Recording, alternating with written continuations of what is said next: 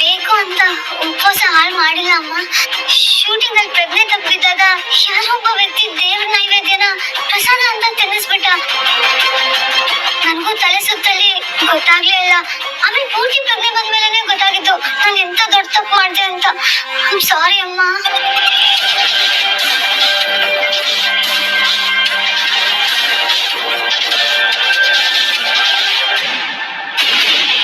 ಪರವಾಗಿಲ್ಲ ಬಿಡು.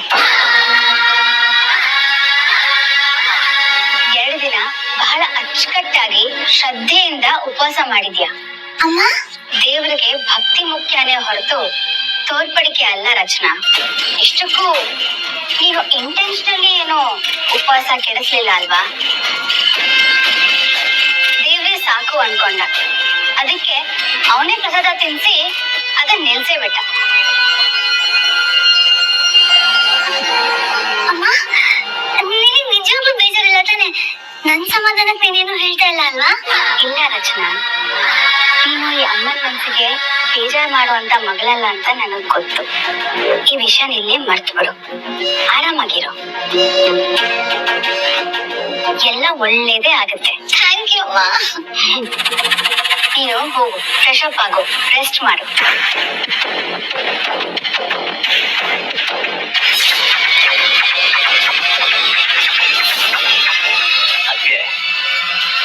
ಅಂದ್ರೆ ಶ್ರೀಮಂತ ಅವ್ರು ಹೇಳಿದ್ದು ನಿಜ ಅಂತ ಆಯ್ತು. ಏನೇ ಆಗ್ಲಿ ಜ್ಞಾನಿಗಳೇ ಅವ್ರು ಹೇಳಿದ್ರೆ ನಡೆಯುತ್ತೆ.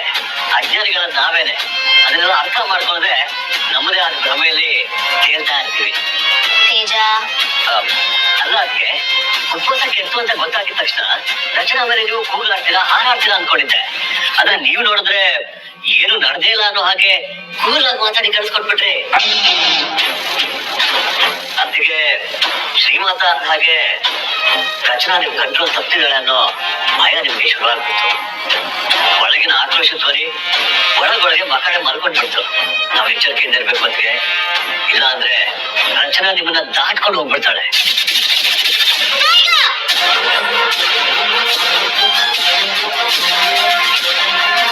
ಮೇಡಮ್,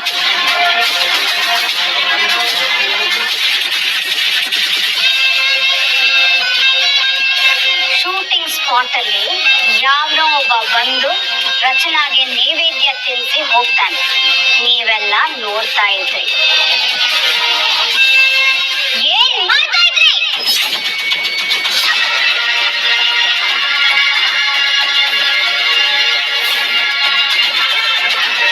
ಕ್ಲಿಯರ್ ಮಾಡ್ಬೇಕು ಅಂತ ಡೈರೆಕ್ಟ್ರು ನಮ್ ದೂರ ಕಳ್ಸ್ಬಿಟ್ಟಿದ್ರು. ಶಾರ್ಟ್ ಮುಗ್ದು ನಾವು ಮೇಡಮ್ ಹತ್ರ ಅವಕಾಶದಲ್ಲಿ ಆ ವ್ಯಕ್ತಿ ಪ್ರಸಾದ ತಿಳಿಸ್ಬಿಟ್ಟಿದ್ದ. ಸಾರಿ ಮೇಡಮ್, ಇನ್ನೊಂದ್ಸಲ ಇದು ರಿಪೀಟ್ ಆಗಲ್ಲ. ಕಳ್ಳರು ಬಂದು ಹೋಗಿ 6 ತಿಂಗಳಾದ್ಮೇಲೆ ನಾಯಿ ಹೋಗಿತ್ತು ಅಂತ ಹಾಗಾಯ್ತಿದ್ದು. ಏಳು ಮೇಲೆ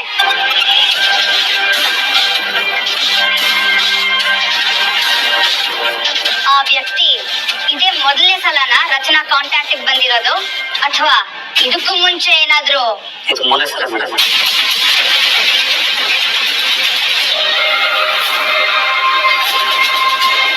ಮೊದಲನೇ ಸಲ ಮಾರ್ಕೆಟ್ ನಲ್ಲಿ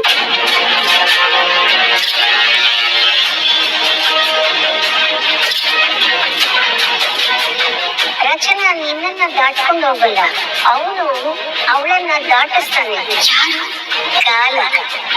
ಕಾಲಚಕ್ರ ಈಗ ರಚನಾ ಕಡೆ ತಿರುಗಿದೆ. ಇನ್ನೊಂದ್ಸಲ ಯಾವಾಗ ಸಿಕ್ಕಿದ್ದ ಅವನು? ಶೂಟಿಂಗ್ ಹೋಗುವ ಮೇಡಮ್ಗೆ ಪ್ಯಾನಿಕ್ ಅಟ್ಯಾಕ್ ಆಯ್ತು. ಆ ಟೈಮಲ್ಲಿ ಅವನೇ ಹೆಲ್ಪ್ ಮಾಡಿದ್ದು ಅಂತ ಮೇಡಮ್ ಹೇಳಿದ್ರು.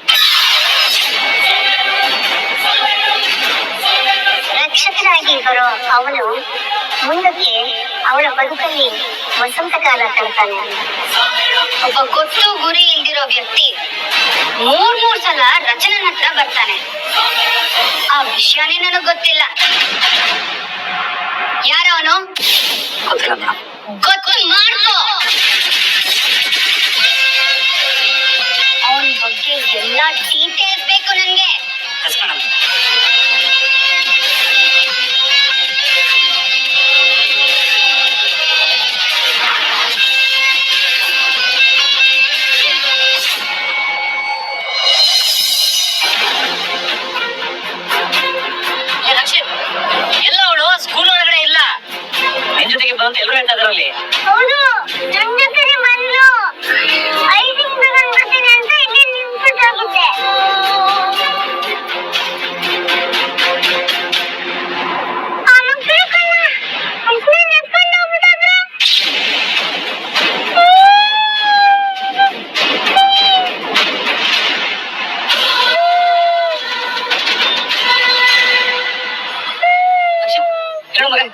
ಆಗ್ಬೇಡ. ಅದ್ಯಾರೋ ಮಕ್ಕಳ ಕಳ ಅಂತೆಲ್ಲ, ಯಾರದು? ನೀನ್ ನೋಡ್ದ ಹೇಗಿದ್ರು ಅವರು? ಸ್ವಲ್ಪ ನೆನಪು ಮಾಡ್ಕೊಂಡು ಹೇಳ್ತೀನಿ.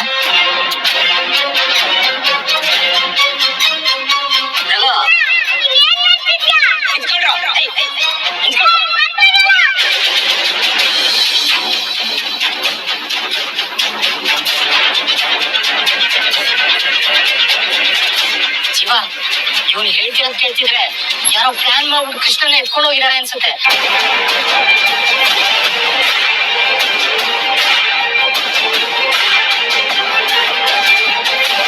ಕೃಷ್ಣ ಎಲ್ಲಿದ್ದಾಳೆ ಅಂತ ನನಗೆ ಗೊತ್ತು.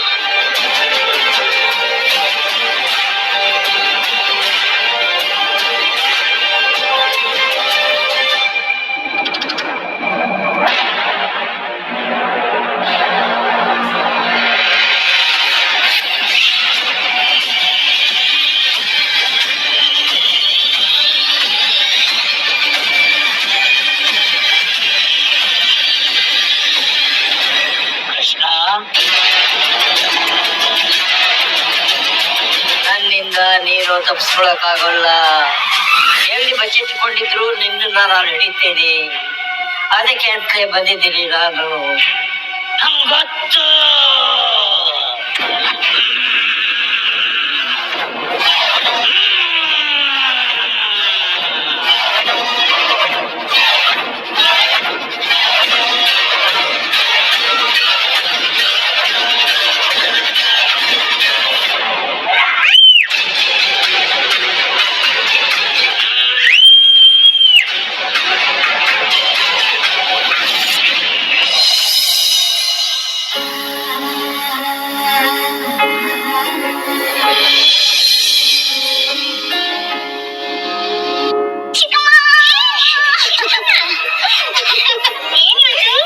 ನಮ್ಮ ಮನೆ ಇವರಾಣಿ ಇಷ್ಟೊಂದು ಸಂತೋಷವಾಗಿದ್ದಾರಲ್ಲ ಹಬ್ಬದಿಂದ.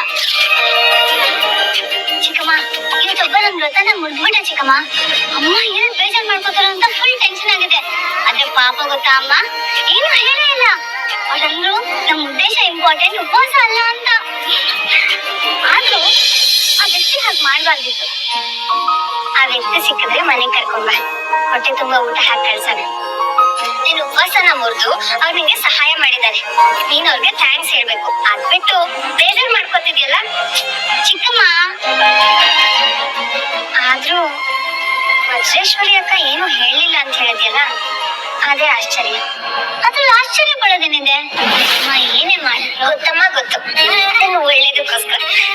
ಸರಿ ಬನ್ನಿ ಕಿಚನ್ಗೆ ಹೋಗೋಣ. ನನ್ಗೆ ಕೇಸರಿ ಬಾತ್ ಮಾಡೋದು ಹೇಗೆ ಅಂತ ಹೇಳ್ಕೊಟ್ಟು ನಿಧಾನಕ್ಕೆ ಮಾತಾಡು. ಅಕ್ಕ ಏನಾದ್ರು ಕೇಳಿಸ್ಕೊಂಡ್ರೆ ನನ್ನ ಮಗಳ ಕೈಲಿ ಅಡ್ಗೆ ಮಾಡ್ಸೋದಕ್ಕೆ ನಿನ್ಗೆ ಎಷ್ಟು ಧೈರ್ಯ ಅಂತ ನನಗ್ ಕ್ಲಾಸ್ ತೆಗಿತಾರಷ್ಟೇ. ಅಯ್ಯೋ ಚಿಕ್ಕಮ್ಮ, ನಾನು ಅಡ್ಗೆ ಮಾಡೋದ್ರಲ್ಲಿ ಎಲ್ಲಿ ಕೈ ಕುಯ್ಕೊಂಡ್ಬಿಡ್ತೀನೋ ಅಥವಾ ಒಗ್ಗರಣೆ ಹಾಕಕ್ ಹೋಗಿ ಎಲ್ಲಿ ಸಾಸಿವೆ ಸಿಡ್ಸ್ಕೊಂಡ್ಬಿಡ್ತೀನೋ ಅಂತ ಅಮ್ಮಂಗ್ ಭಯ ಅಷ್ಟೇ. ನೀವು ಬನ್ನಿ, ನಾವು ಕಿಚನ್ಗೆ ಹೋಗೋಣ. ನೀವು ಕೇಸರಿ ಬಾತ್ ಮಾಡೋದನ್ನ ನನ್ಗೆ ಹೇಳ್ಕೊಡಿ. ಇವತ್ತು ನನ್ ಕೈಯಾರ ಅಮ್ಮಂಗೆ ಕೇಸರಿ ಬಾತ್ ಮಾಡ್ಕೊಡ್ಬೇಕು. ಏನಿವತ್ತು ಇಷ್ಟೊಂದು ಸಂತೋಷವಾಗಿ ಅಮ್ಮಂಗ್ ಅಡ್ಗೆ ಮಾಡ್ಕೊಡ್ಬೇಕು ಅಂತ ಹೇಳ್ತಿದ್ಯಲ್ಲ? ಇವತ್ತು ಒಬ್ಬ ವ್ಯಕ್ತಿ ಹೇಳಿದ ಮಾತು ನನ್ನ ತುಂಬಾ ಇಂಟ್ರೆಸ್ಟ್ ಮಾಡ್ತು ಚಿಕ್ಕಮ್ಮ. ನಮಗಿಷ್ಟ ಆದವ್ರಿಗೆ ನಮ್ಮ ಕೈಯಾರ ಒಂದು ಹೊತ್ತು ಅಡಿಗೆ ಮಾಡಿ ಬಳಸಿದಾಗ ಅವ್ರ ಕಣ್ಣಲ್ಲಿ ಕಾಣೋ ಆನಂದ ಇದೆಯಲ್ಲ, ನಮಗೋಸ್ಕರ ಇಷ್ಟೆಲ್ಲ ಮಾಡಿದ್ಯಾ ಅಂತ ಆ ಖುಷಿ ಕೋಟಿ ರೂಪಾಯಿ ಕೊಟ್ಟರು ಸಿಗಲ್ಲ. ಅದಕ್ಕೆ ಇವತ್ತು ನನ್ ಕೈಯಾರ ಮಾಡಿರೋ ಕೇಸರಿ ಬಾತಿನ ಅಮ್ಮನಿಗೆ ತಿನ್ಸಿ ಅವ್ರ ರಿಯಾಕ್ಷನ್ ನೋಡ್ಬೇಕು. ಆ ವ್ಯಕ್ತಿ ಹೇಳಿರೋ ಮಾತುಗಳನ್ನ ನಾನು ಎಕ್ಸ್ಪೀರಿಯನ್ಸ್ ಮಾಡ್ಬೇಕು ಚಿಕ್ಕಮ್ಮ. ಆ ವ್ಯಕ್ತಿ ಯಾರೋ ತುಂಬಾ ಒಳ್ಳೆಯವನು ಅನ್ಸುತ್ತೆ. ಸದಾ ತನ್ನ ಕುಟುಂಬದ ಸಂತೋಷನ ಬಯಸೋರ್ಗೆ ಇಂಥ ಆಲೋಚನೆ ಬರೋದಕ್ ಸಾಧ್ಯ. ಯಾರದು? ನಿಮ್ ಸೆಟ್ಟಲ್ ಕೆಲಸ ಮಾಡ್ತಾನ? ಇಲ್ಲ ಚಿಕ್ಕಮ್ಮ, ದೇವಸ್ಥಾನದಲ್ಲಿ ಅರ್ಚಕರ ಜೊತೆ ಮಾತಾಡ್ತಾ ಇದ್ದ. ಯಾರಪ್ಪ ಇದು ಕುಟುಂಬದ ಬಗ್ಗೆ ಇಷ್ಟು ಅದ್ಭುತವಾಗಿ ಮಾತಾಡ್ತಾರೆ, ಒಂದ್ಸಲ ಮುಖ ನೋಡೋಣ ಮಾತಾಡ್ಸೋಣ ಅನ್ನೋ ಅಷ್ಟರಲ್ಲಿ ಟ್ವಿಂಕಲ್ ಬಂದು ನನ್ ಕರ್ಕೊಂಡ್ ಬಂದ್ಬಿಟ್ರು. ಒಬ್ಬ ಒಳ್ಳೆ ವ್ಯಕ್ತಿನ ಮೀಟ್ ಮಾಡೋ ಚಾನ್ಸ್ ಮಿಸ್ ಆಯ್ತು. ಆದ್ರೆ ಅವ್ರು ಮಾತಾಡಿರೋ ಮಾತುಗಳು ಮಾತ್ರ ಮರೆಯೋದಿಲ್ಲ. ಸರಿ ಬನ್ನಿ ಕಿಚನ್ಗೆ ಹಿಕ್ಕೇಶ್ವರ ನಾನು ಕೆಲಸದವ್ರಿಗೆ ಹೇಳ್ಬಿಟ್ಟು ರೆಡಿ ಮಾಡಿಸ್ಕೊಡ್ತೀನಿ. ಚಿಕ್ಕಮ್ಮ ಪ್ಲೀಸ್, ನಾನೇ ನನ್ ಕೈಯಾರೆ ಮಾಡ್ಬೇಕು. ಬನ್ನಿ.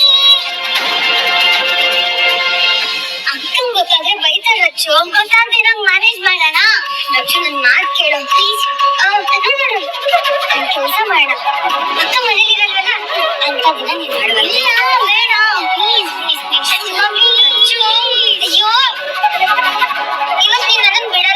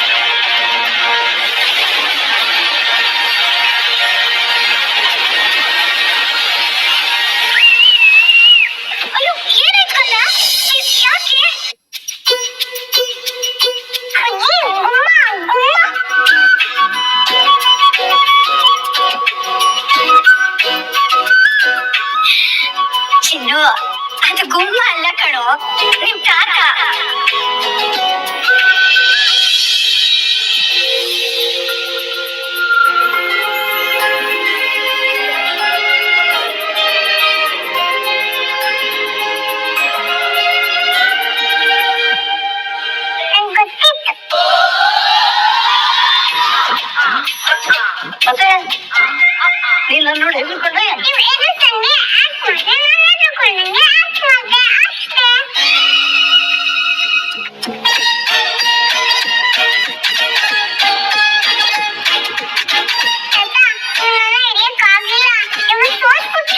ಈ ಜನಾರ್ದನ ಹಿಸ್ಟ್ರಿಯಲ್ಲಿ ಸೋಲು ಅನ್ನೋದೇ ಇಲ್ಲ ಕೃಷ್ಣ.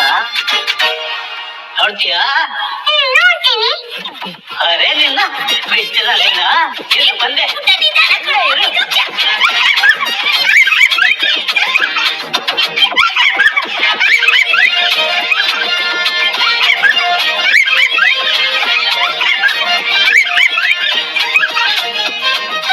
ಮೆಲ್ಗೆ ಕಣೋ. ಅಯ್ಯೋ ಏನಿ ಆಯ್ತು?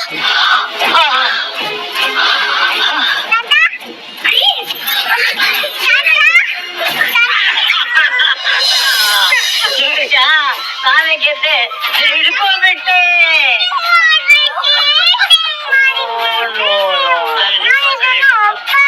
ಆಯ್ತು ಆಯ್ತು ಕಣ್ಣ, ನೀನೇ ಗೆದ್ದೆ ಸರಿನಾ?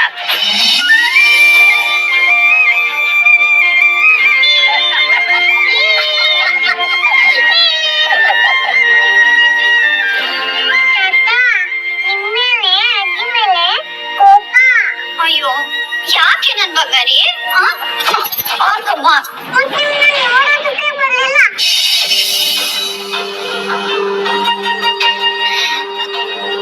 ಇಲ್ಲ ಕಣೋ ಕಂದ, ಅಜ್ಜಿಗೆ ಹುಷಾರಿರ್ಲಿಲ್ಲ, ಅದಕ್ಕೆ ಟ್ರೀಟ್ಮೆಂಟ್ಗೆ ಅಂತ ಬೇರೆ ಊರಿಗೆ ಹೋಗಿದ್ವಿ ಗೊತ್ತಾ.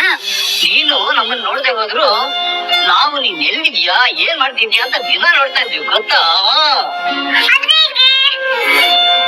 ಬೇಲೂರಲ್ಲಿ ಇಟ್ಕೊಂಡು ನನ್ನೇ ನೋಡ್ತಿದ್ವಿ. ತುಂಬಾ ಸುಳ್ಳಿಟ್ಟಿರುತ್ತ ನೀವು.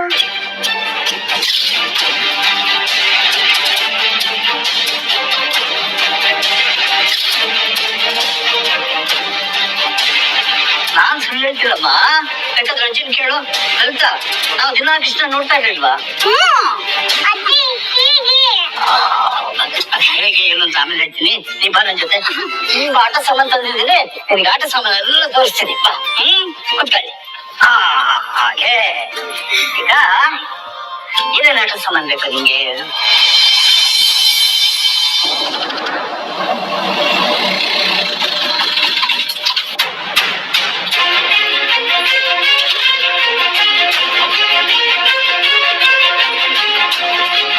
ನಿಂತ್ಕೊಳ್ರ.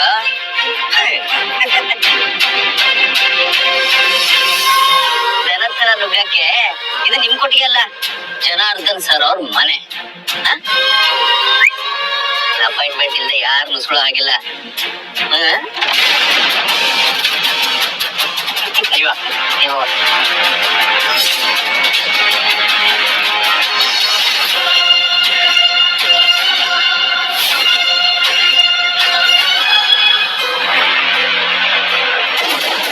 ಒಳಗಡೆ ನನ್ನ ಮಗ ಇದ್ದಾಳೆ, ಕರ್ಕೊಂಡು ಹೋಗೋದಕ್ಕೆ ಬಂದಿದ್ದೀನಿ. ಸುಮ್ಮನೆ ಕಿರಿಕಳ್ಬೇಡ. ನಾನು ಅದನ್ನೇ ಹೇಳ್ತಿರೋದು, ಸೈಲೆಂಟ್ ಆಗಿ ಅಪ್ಪಿಟಾಗ್ಬಿಡಿ ಇಲ್ಲಿಂದ. ಇಲ್ಲ ಅಂದ್ರೆ ನಾನು ವೈಲೆಂಟ್ ಆಗ್ಬೇಕಾಗತ್ತೆ.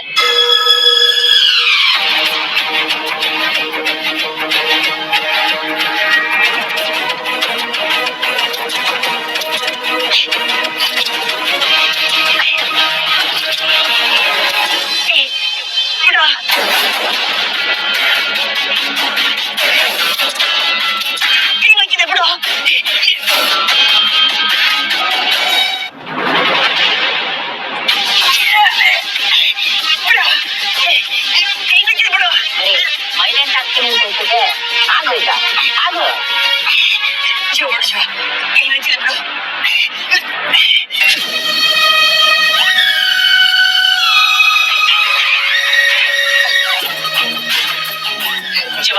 ಶಿವ ಬೇಡ, ಶಿವ ಒಳಗಡೆ ಹೋಗ್ಬೇಡ, ಸರಿ ಇಲ್ಲ ಇದು.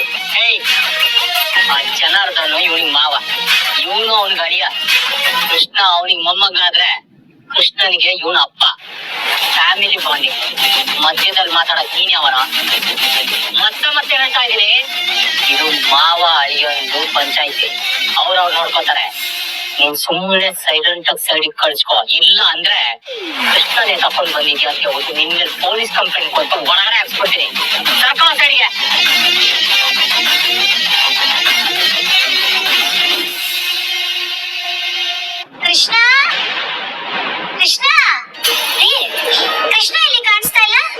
ಇಲ್ಲೇ ಆಡ್ತಾ ಇದ್ರಲ್ಲ, ಕೃಷ್ಣ ಇಲ್ಲೆಲ್ಲ ಇರ್ಬೇಕು.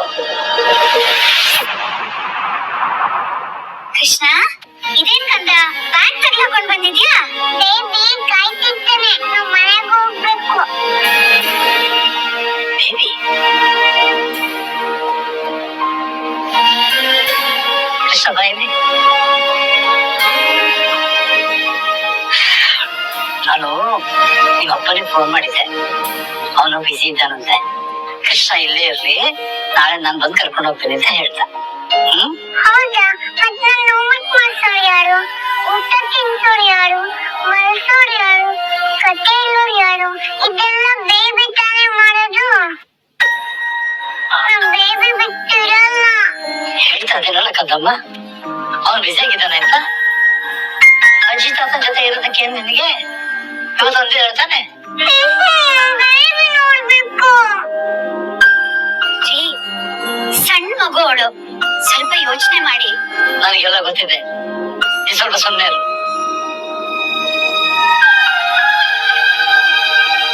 ಕೃಷ್ಣ ಹಾಗೆಲ್ಲ ಅಳ್ಬಾರ್ದಮ್ಮ. ನನಗೆ ಎಷ್ಟು ಒಮ್ಮೆ ತಂದಿದ್ದೀನಿ ಗೊತ್ತಾ? ಒಂದು ನಿಮಿಷ ಯಾರು ತೋರಿಸ್ತೀನಿ ನಿಮ್ಗೆ.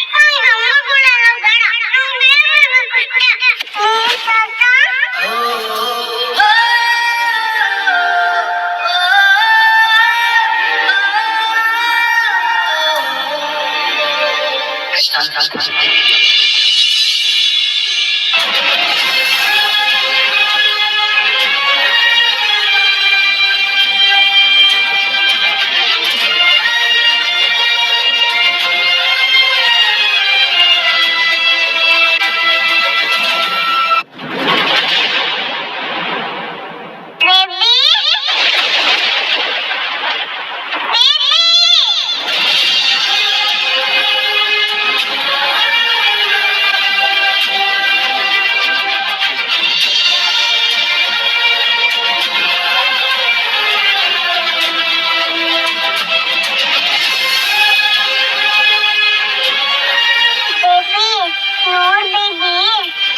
ಬರೀ ಸುಳ್ಳೇ ಹೇಳ್ತಾರೆ, ನೀನೆಲ್ಲ ಹೋಗಿದ್ಯಾ ಇವತ್ ಬರಲ್ಲ ಅಂತ.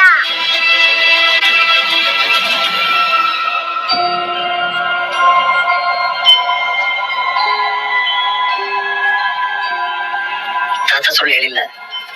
ನಾನು ಕೆಲಸದ ಮೇಲೆ ಆಚೆ ಹೋಗಿದ್ದೆ, ಕೆಲಸ ಬೇಗ ಮುಗಿಯಲ್ಲ ಅನ್ಕೊಂಡಿದ್ದೆ. ಅದ್ ನೋಡಿದ್ರೆ ಕೆಲಸ ಬೇಗ ಮುಗಿದೋಯ್ತು. ಅದಕ್ಕೆ ನಾನು ಬೇಬಿ ನೋಡೋಣ ಅಂತ ಹುಡುಕೊಂಡು ಬಂದೆ.